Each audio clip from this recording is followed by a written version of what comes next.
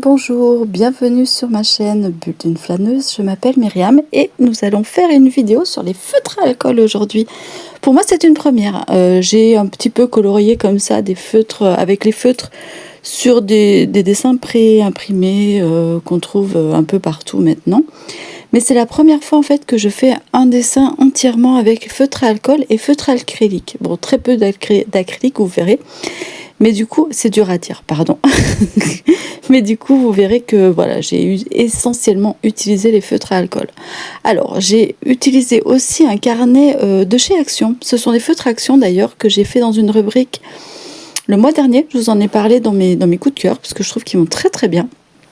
Et c'est un carnet aussi de chez Action qui a deux sortes de feuilles. Des feuilles glacées et des feuilles un peu plus qui absorbent un peu plus, voilà. Et je me suis éclatée sur les feuilles glacées. Du coup, alors là, je remplis le dessin que j'ai fait. C'est une esquisse que j'ai fait au préalable. Et je la remplis avec mes feutres. Et je ne suis pas très à l'aise en fait, puisque je trouve que ça marque énormément. Mais en fait, en séchant, je me suis rendu compte qu'on pouvait jouer avec ces marques-là et que, voilà, si on passe et repasse, ça fonce davantage. Enfin, il y a des avantages, mais il y a des inconvénients.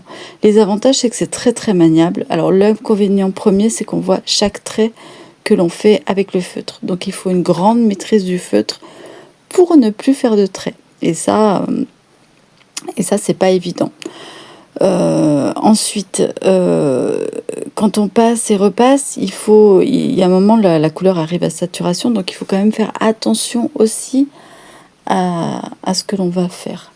Mais voilà, donc il faut quand même un petit peu de maîtrise. Donc dans un premier temps, eh bien, écoutez, je remplis et je vous laisse avec les images.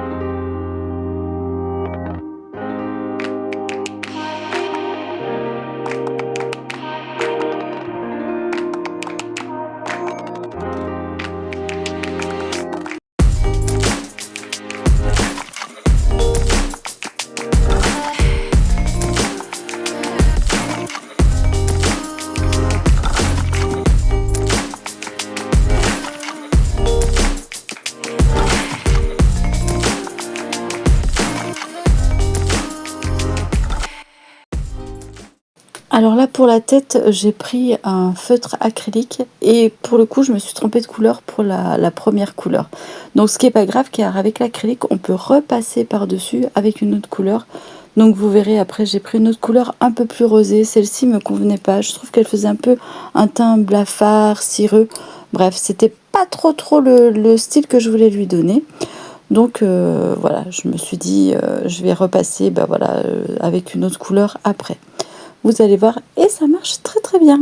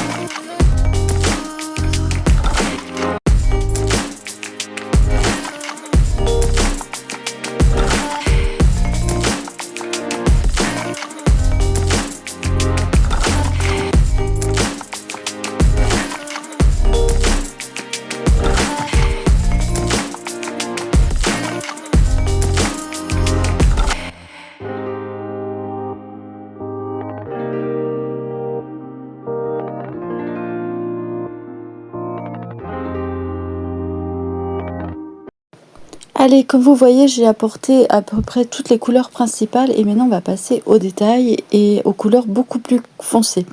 Alors si j'ai apporté un petit peu de lumière sur le bonnet en faisant un petit trait blanc à la base du bonnet, mais là en fait on va passer aux couleurs foncées, on va faire les cheveux et passer à ce qu'on appelle l'ancrage, c'est-à-dire tous les contours. Là je sais pas trop ce que je fais. Ah si, je teste en fait l'épaisseur des traits pour voir si je vais pouvoir faire les cheveux avec.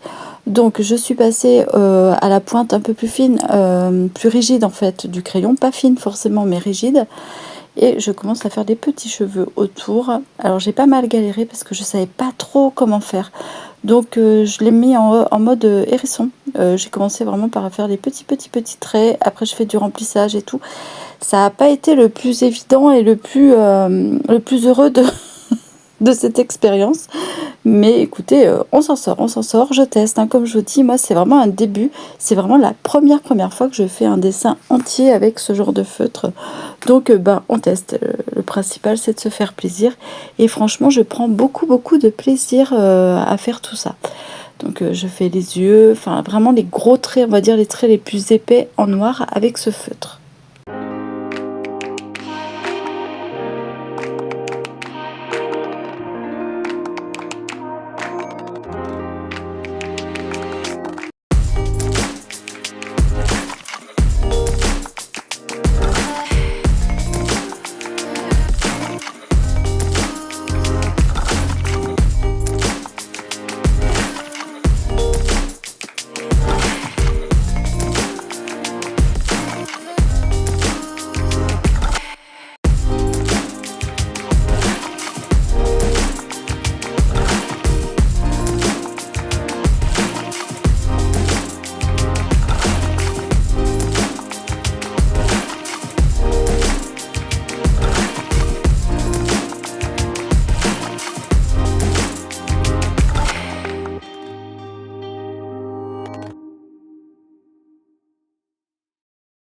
À partir de maintenant, je vais passer à ce qu'on appelle l'ancrage. Donc, c'est faire tous les contours, tous les jeux de lumière, c'est-à-dire apporter de la lumière là où je pense qu'il en faut.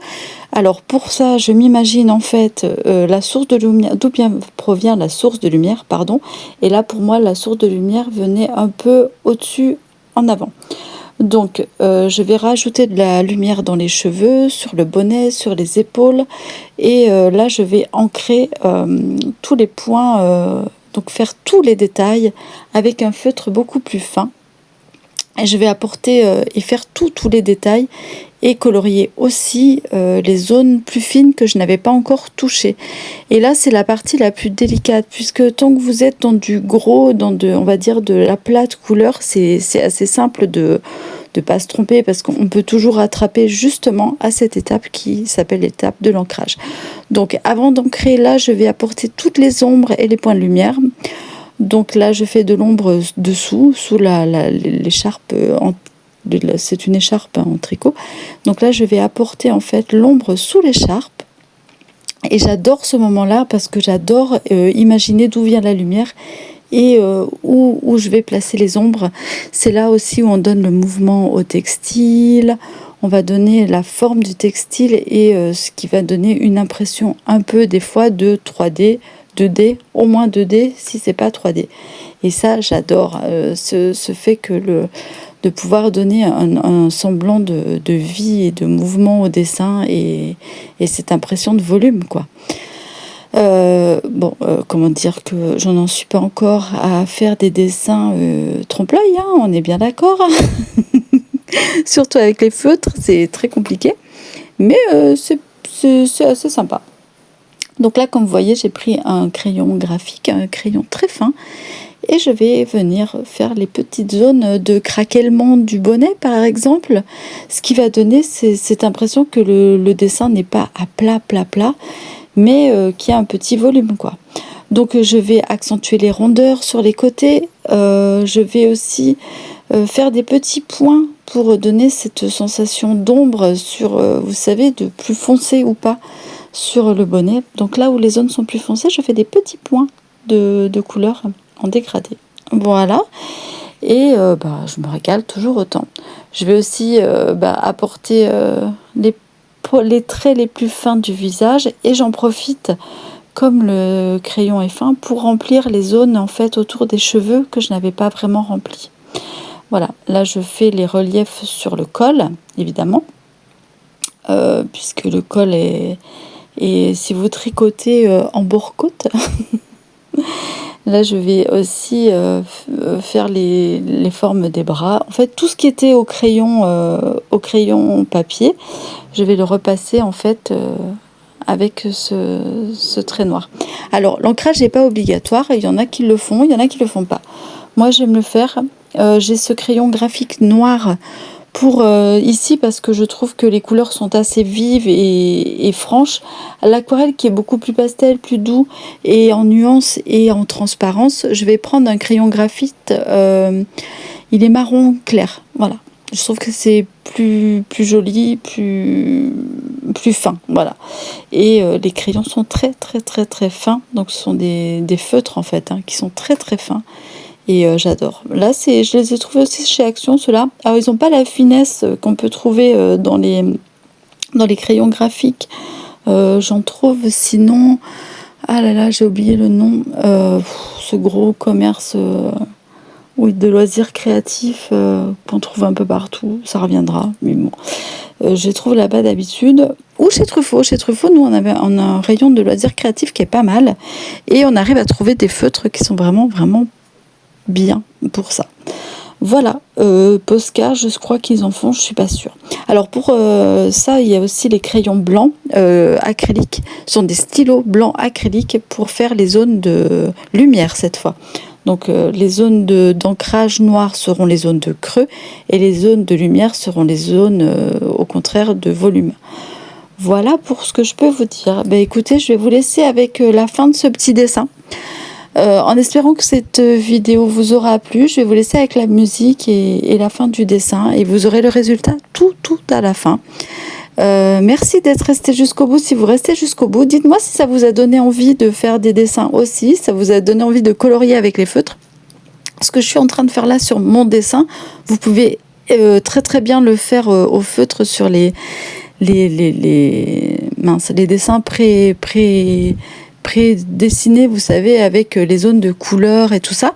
Et pour refaire sortir évidemment après le noir, vous pouvez faire l'ancrage et aussi apporter les zones de lumière. Comme ça, vous pouvez très bien le faire hein, sur les cahiers de coloriage qui se font bien maintenant.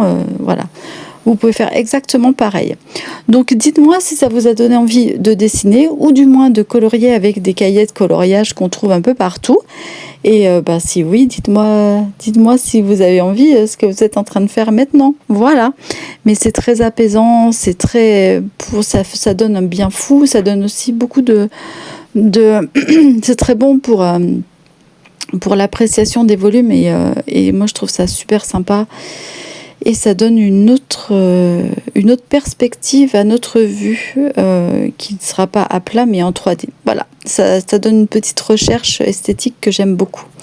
Je vous embrasse, je vous dis à bientôt dans une prochaine vidéo et merci d'être resté jusque là.